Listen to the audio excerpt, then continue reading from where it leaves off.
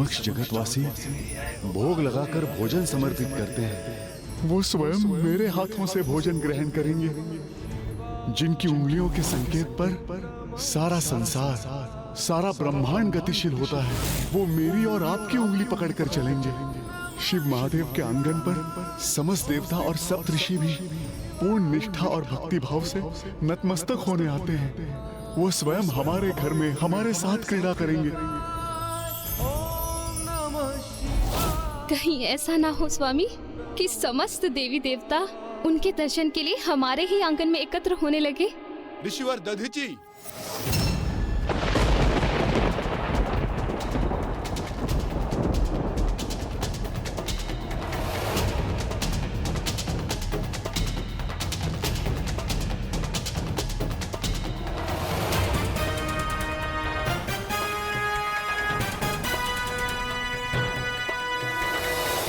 प्रणाम ऋषिवर। प्रणाम ऋषिवर। प्रणाम माता। प्रणाम। प्रणाम। आप सब ऐसी निस्तेज अवस्था में? क्या आप सभी पर किसी महासंकट की छाया छाई हुई है? हाँ ऋषिवर, हम पर अत्यंत बड़ा संकट छाया है। दुर्भाग्यवश उन दुष्ट असुरों ने हमसे हमारा स्वर्ग पर से स्वामित्व भी छीन लिया।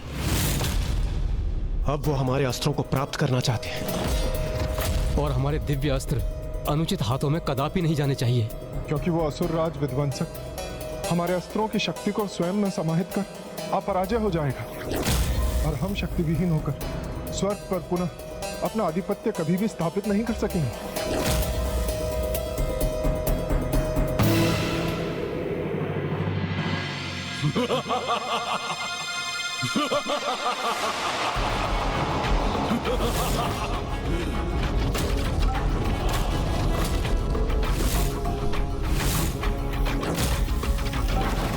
देवताओं, विध्वंसक के प्रकोप से कदापि सुरक्षित नहीं रह सकोगे तुम।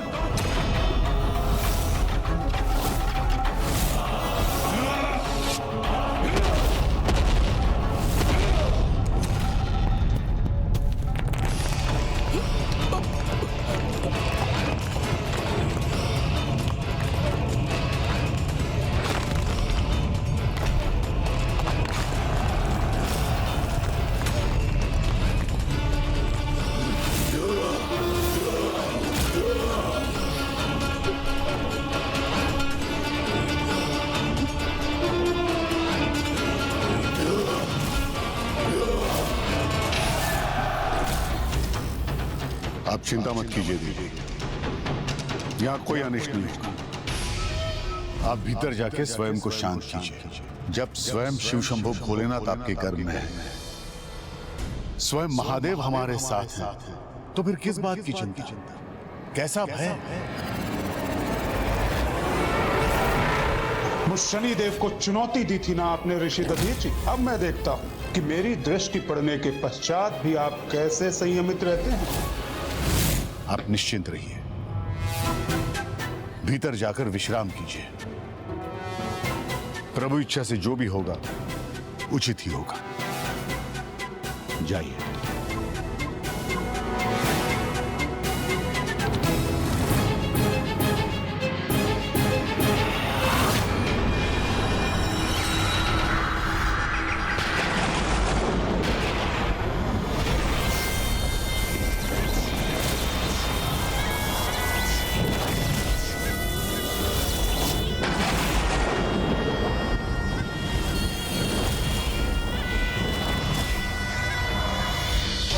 ऋषिवर को यह ज्ञात हो गया है कि उन पर शनि दशा का आरंभ हो चुका है। विपदा उनके सम्मुख मुख खोले खड़ी है,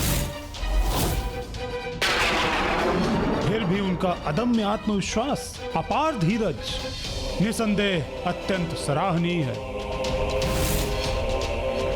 अब देखना यह है ऋषिवर कि आप मेरी चुनौती का सामना करते समय अपने इस आत्मविश्वास को और धीरज को स्थिर रख पाते हैं अथवा नहीं।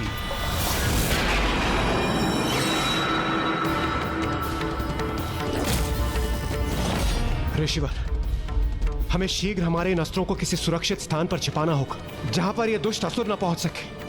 हमारी सहायता कीजिए ऋषिवर, सहायता कीजिए हमारी। हाँ ऋषिवर, हम पर कृपा कीजिए। मैं आपकी सहायता अवश्य करूंगा, किंतु उससे पूर्व मेरा यह ज्ञात होना अत्यंत आवश्यक है कि आपको आपके किस अपराध का दंड मिल रहा है, जिसके कारण आप जैसे महान देवता एक साधारण असुर से अपनी रक्षा के लिए यहां आने को विवश हो गए। बस गुरुदेव, यदि आप देव गुरु हैं तो मैं भी देवराज हूं, और इस प्रकार के शब्द आपके मुख से शोभा नहीं देते, किंतु आप इस प्रकार अकारण मेरी अवहेलना नहीं कर सकते। जहां सम्मान न प्राप्त हो वहां एक क्षण भी रुकना मृत्यु से भी अधिक कष्टकारी होता है। इसीलिए मैं संपूर्ण सभा के समक्ष देव गुरु पद का परित्याग करता हूं।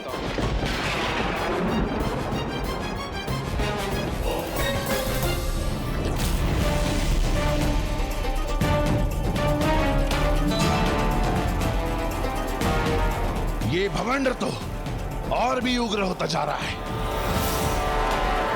ये मरुस्थल का धूल भरा बवंडर ही मुझे आपसे पिताश्री के आत्मलिंग को प्राप्त करने में सहायक बनेगा लंकेश। इसलिए तो मैंने इसे उत्पन्न किया है, किंतु बस अब इसे दिशा देना ही शेष है। लंकेश जी, मरुस्थल में बवंडर तो आते जाते रहते हैं, किंतु आप मुझे बताइए ना आगे क्या हुआ? ऋषि दधीची ने फिर देवताओं की सहायता की अथवा नहीं?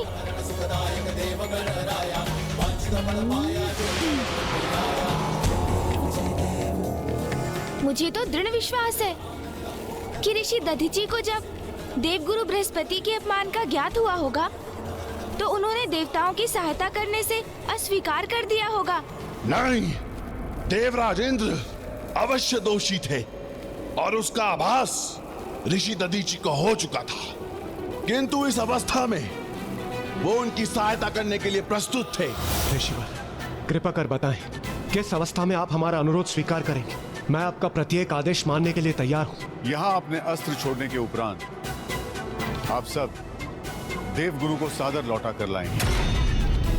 देवगुरु का स्थान कभी रिक्त नहीं रहना चाहिए, अन्यथा और विपदाएं अवश्य आएंगी। मैं वचन देता हूं ऋषिवर, कृपा कर हमें वो स्थान बताने की कृपा करें जहां हमारे ये अस्त्र सुरक्षित रह सके। आप सभी अपने अस्त्र मेरे समक्ष रख दीजिए। दिवस हो अथवा रात्रि, चेतन अवस्था में रहूं या अवचेतन अवस्था में, मैं निरंतर अपने शरीर का ध्यान रख उसे सर्वथा सुरक्षित रखता हूं। इसीलिए आपके अस्त्रों की सुरक्षा के लिए यही उचित होगा कि मैं उन्हें अपने शरीर में समाहित करूं।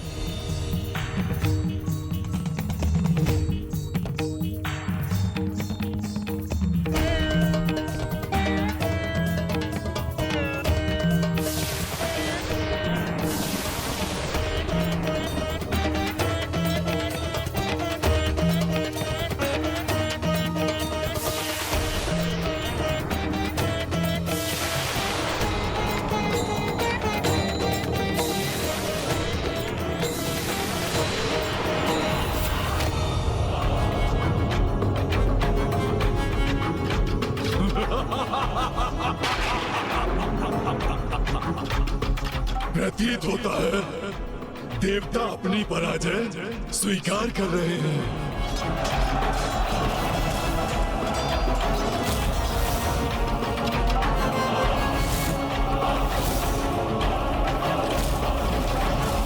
यदि ये चक्रवाती बवंडर तनिक और प्रचंड हो जाए तो प्रभु के आत्मलिंग पर लंकेश की जकड़ अवश्य मंद पड़ जाएगी।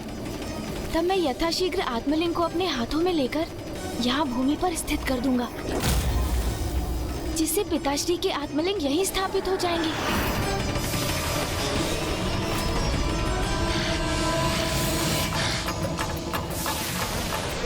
इस भवंडर के तीव्र वायु प्रवाह से कदापि विचलित नहीं होऊंगा मैं, और ना ही महादेव के आत्मलिंग पर इसका तनिक भी प्रभाव होने दूंगा।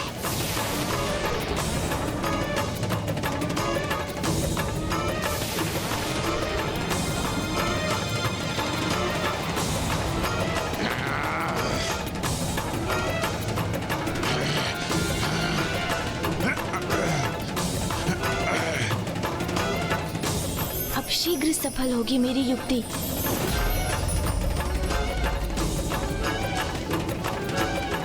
हे वायुदेव, इस बवंडर की उग्रता और तीव्रता बढ़ाने में मेरी सहायता कीजिए।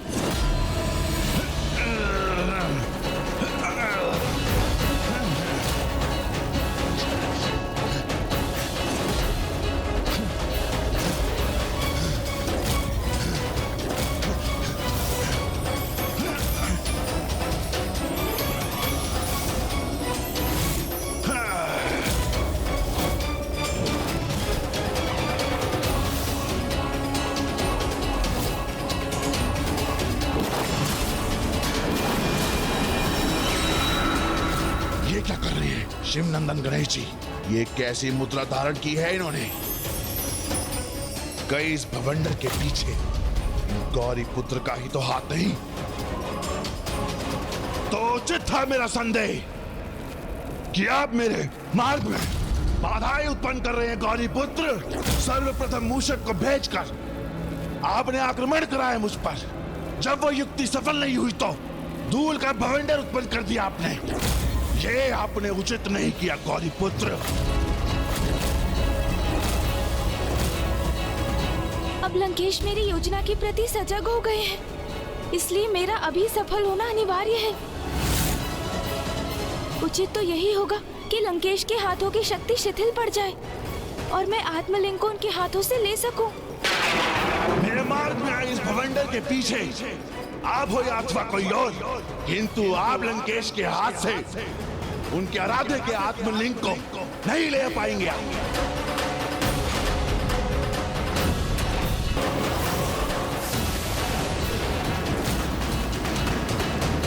मुझे तो प्रतीत होता है लंकेश अब अधिक समय तक इस बवंडर के समक्ष स्थिर नहीं रह सकेंगे।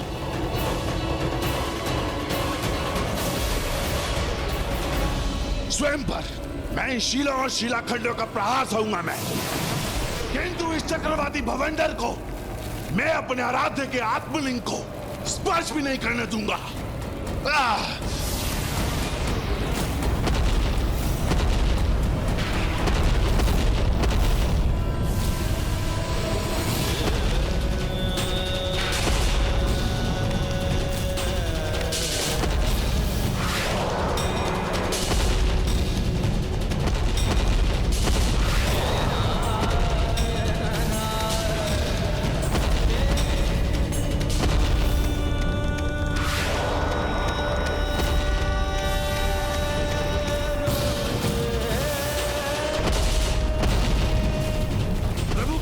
पीड़ा भी उनके वरदान के समान प्रतीत हो रही है मुझे।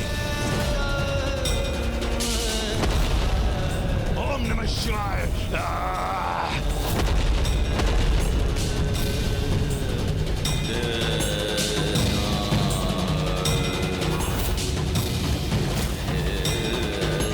ओम नमः शिवाय।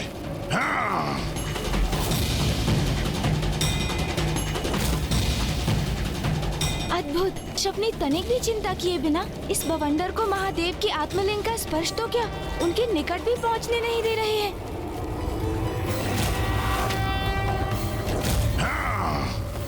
ओम नमः शिवाय। ऐसे महान शिव भक्त यदि उचित आशय और निस्वार्थ भाव से भक्ति करते तो इन्हें आत्मलिंग को अपने साथ ले जाने से रोकने की कोई आवश्यकता ही नहीं होती, क्योंकि मुझे पूर्ण विश्वास है कि इनकी निष्ठा और श्रद्धा के भाव को देखकर पिताश्री भी अवश्य अत्यंत प्रभावित हो रहे होंगे। एक महाशिव भक्त को इतने कष्ट में देखना अत्यंत कठिन है मेरे लिए।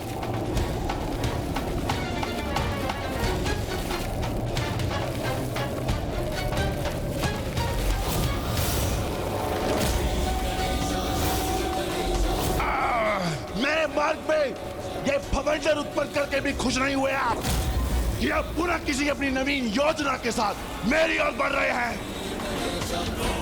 हे वायुदेव, इस भवंडर को शांत कर एक बार पुनः मेरी सहायता कीजिए आप।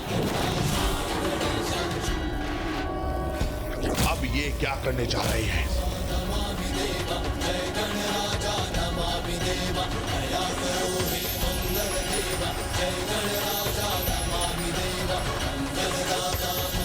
ये क्या, गौरीपुत्र गणेश तो भवंडर को विपरीत दिशा में मोड़कर उसके प्रभाव को कम करने में लगे हैं।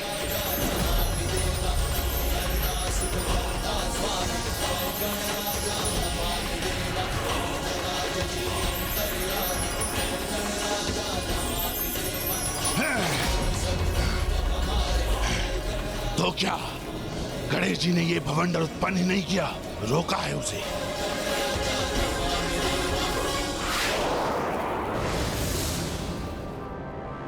आप तो मेरी सहायता करने का प्रयास कर रहे थे पार्वती नंदन, और मैं अकारण ही आप पे संदेह कर रहा था। मेरे दोषपूर्ण व्यवहार के लिए मुझे क्षमा कर दीजिए पार्वती नंदन। यहां एक और आप जो प्रत्यक्ष मेरी सहायता करने के लिए आप उपस्थित रहे, किंतु दूसरी ओर कोई और भी अवश्य है जो अदृश्य रहकर मेरे मार्ग में बाधाएं उत्पन्न करने का प्रयास कर रहा है। क्यों गणेश जी, मेरा संदेह उचित है ना? कदाचित नहीं लंकेश। मरुभूमि में तो इस प्रकार के बवंडर आना स्वाभाविक ही है, किंतु आप उसकी चिंता क्यों करते हैं लंकेश जी? अभी आपने जिस प्रकार महादेव की आत्मलिंग की इतनी भक्ति और निष्ठा से सुरक्षा की, ये देखकर तो स्वयं महादेव भी अवश्य अति आनंदित होंगे। और एक भक्त के लिए प्रभु की प्रसन्नता से अधिक महत्वपूर्ण भला और क्या हो सकता है?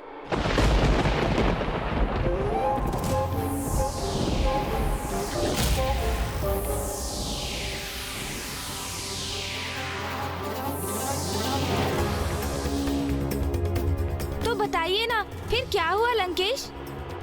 देवता जब ऋषि बृहस्पति को मनाने वहां से प्रस्थान कर गए, तो ऋषि दधीचि ने उनके अस्त्रों को किस प्रकार अपने शरीर में समाहित कर उन्हें विध्वंसक से सुरक्षित किया? ये तो आपकी ही लीला है गौरीपुत्र। जिस प्रकार आज आपने मेरी रक्षा की, उसी प्रकार उस समय आपने ऋषि दधीचि को सुरक्षित किया था। उनके इस अत्यंत महत्वपूर्ण कार्य में आपने पंचमुखी रूप में प्रकट होकर उनकी सहायता की थी, और उसके साक्षी तो स्वयं शनिदेव भी थे।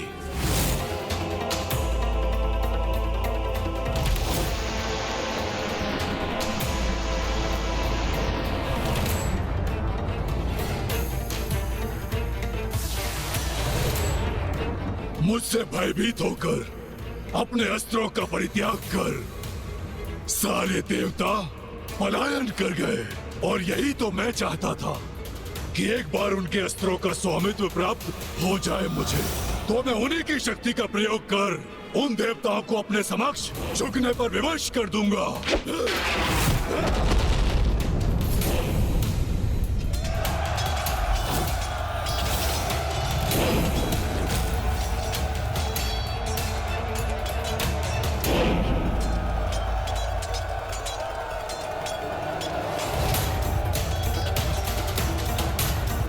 इसके पूर्व के वो असुर इन देवास्त्रों के निकट भी पहुंच सके, मुझे इन्हें सुरक्षित करना चाहिए।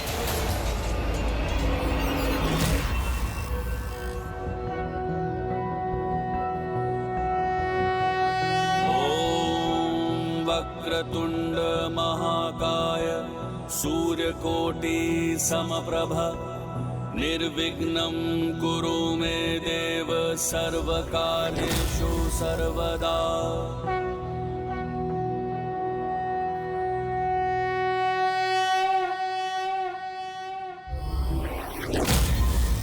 हे विघ्नहर्ता, हे विघ्नकर्ता, इन असुरों से रक्षा हेतु मैं इन देवास्त्रों को अपने शरीर में समाहित करने जा रहा हूं। मुझे अपने इस कार्य में सफलता प्रदान करने की कृपा करें।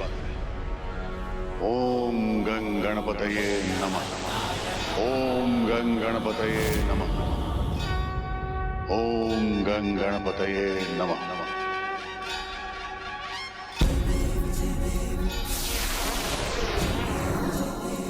हे देवताओं के दिव्य एवं शक्तिशाली अस्त्रों, मेरे शरीर के भीतर प्रवेश कर मेरी अस्थियों में समाकर मुझे कृतार्थ करने की कृपा कीजिए।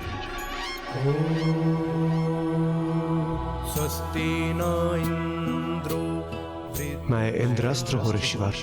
क्या आप मुझे अपने शरीर में समाहित करने के लिए प्रस्तुत हैं? स्वस्ति नस्ताक्षो स्वस्ति नो बृहस्पति दधातु।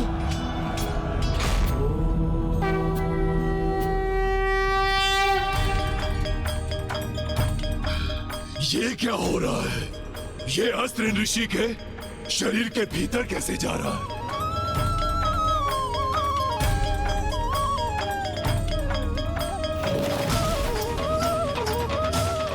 अद्भुत। ऋषि दधीची किसी भी शंका और चिंता से परे अड़िग हैं अपने कर्तव्य पर।